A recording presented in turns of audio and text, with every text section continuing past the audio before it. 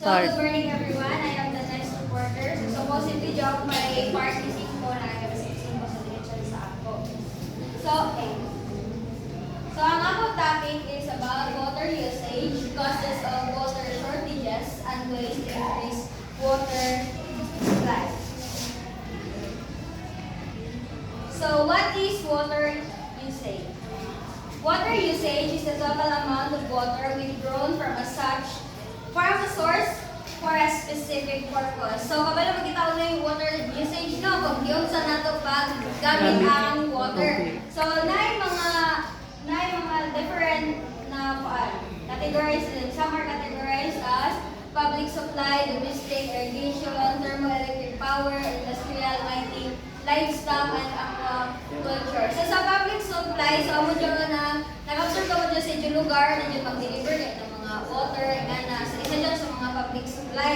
Then, sa domestic is amo dyan ang ato drinking, sa ato imnon, cooking, daw maligo kita, or nga na, tapos washing clothes, and washing dishes. Tapos sa irrigation, dyan sa, galing sa mga farmers, di ba dyan sa mga basakan, dyan may mga irrigation, so dyan water maghihapon dyan.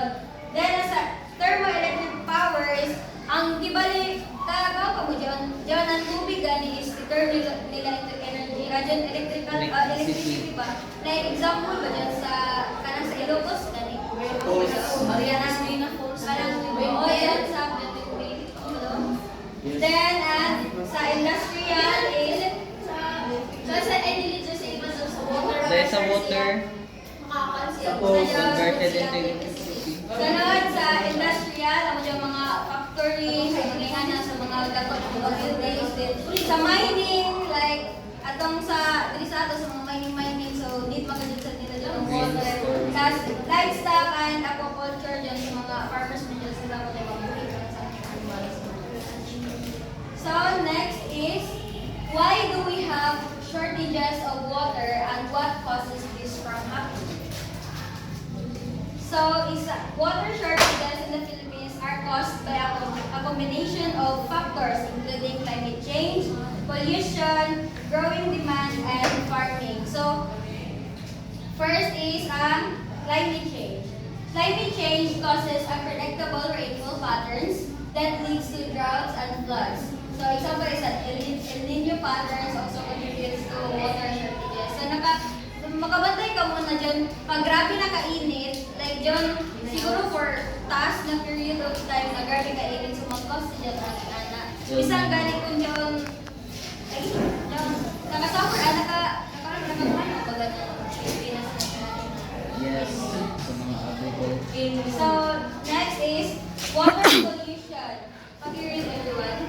Untreated sewage. And wastewater, agricultural runoff containing pesticides and fertilizers, industrial waste, and other toxic chemicals that leach into the water. So, isa sa mga factors na nganong water shortages is because sa mga kaning mga chemical galing like di ba sa farming, di ba diyan magamit na sila ng mga fertilizer, mga editing chemical. So di ba di man siguro kung di ba mo singkit mo sa tanong tapos mo center under sa pinakailayo tas di ba diyan may mga water na sa diyan sa underground gani. Tapos sometimes ba mga use ng mga farmers na diyan mag-mix sila tapos makato sa mga line parts sa mga water. So amo diyan na makakosap ang kuan kay di ba kung isa ka water is kuan na contaminated ng mga chemical di ba makadaot na sila na good man para sa ato sa mga tao. Then apil sa mga industrial waste like diyan ang mga sa mga factory gani like diyan ang awasanan nila tapos ato ang pasigod dito diyan sa like sa mga big bodies of water gani yan na so guys amo may ibalin kuan na ganing sa tanan like pareha sa ato sa lake di ba diyan man yung kanal na para ang resultanan is dyan na sa lake. So, amo dyan makita ko. The next is growing demand. So, maganda po ang population. So, of course, mutaas mo sa pang-demand kay importante ba yung water sa ato. So, isa sabjawan sa mga cost. Then, sa farming, amo to na isa sa mga kaning user, big na user is ang mga farmers kay of course gamit mo dun sa farming and water kay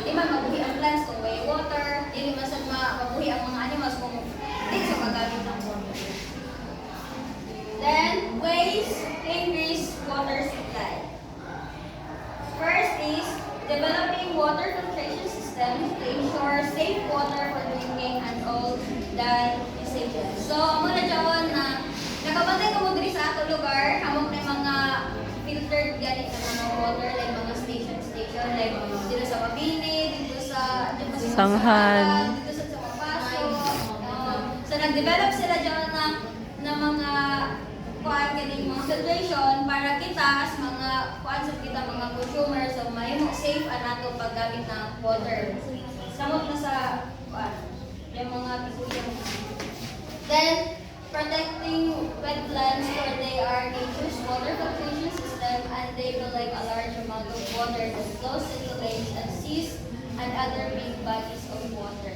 Ang sa ako dito is kanang mga water din na sa underground. Like nga na, like i-protect din na to mag-protect kay para kay di ba dyan sa filter kay di ba di ka mo dyan sa ilayo ng mga water kay tapos amo dyan magamit ng filter kay para ang water na gigamit ko tas i-filter so para ang ato ang gawas gibali sa asita limpyo gid karadyaw.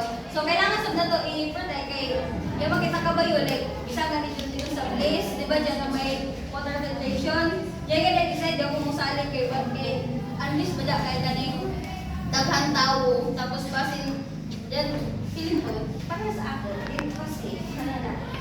So next is improving irrigation efficiency, simply switching from flood irrigation to smart sprinklers or drip system saves a significant amount of water. So, instead na, di ba, an irrigation is isa sa mga cause sa water shortages. Pero kung imo siya, like, imo siya i-manage properly, like, kung imo kay natin, so, kung ingani, amoy ni ang water irrigation, tapos, amoy ni ang water sprinklers, like, it's, di ba, dyan may water, tapos kuhan, ganing, American pa dyan, i-cycle eh. Kagano ka matong kag-discuss, Mr. Butuan, atong with the use of technology, na kibali mo, kung need na ang water na dyan, parang bisbisan kibali, so mo automatic red rin. Tapos, ang isa sab is kaning drip system, like, direct siya sa roots ganing ang plants, like, joint hose na, tapos direct message dyan. Pero ang water is dyan nagbalik-balik lagi hapon.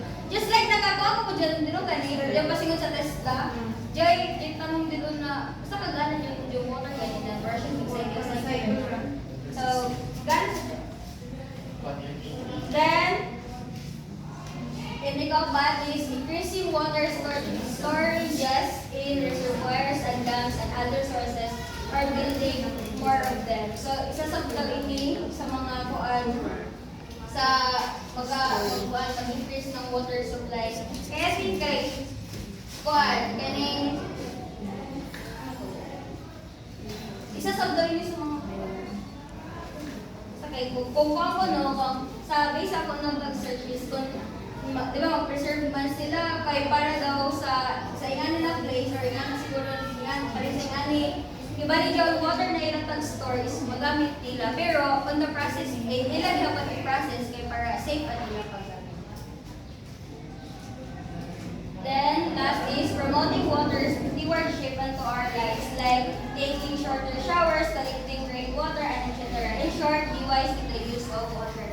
So, last na ways to increase our water supply is kita sa mga tao dapat responsible sa kita na dili kita magkusik-kusik ng water. Samot na kung pareha sa ato, dili sa Manila, di ba, gina-schedule nga like buntag mo, mukhaan, mo awas, tapos pagka dyan, panigahapon na sa mo awas, kay kibali, gibay area ang schedule, kibali sa pampaawas ng water, gani kay sa, dyan may isahay na sobrang kapuso, mag-abusado, lagi nga na, like, kakasan niya ang tubig. So, mismo sa kita tao, dapat kuan sa kita, responsible sa kita, tapos be wise sa gazon na magamit ng water, di kayo basta-basta lang magamit.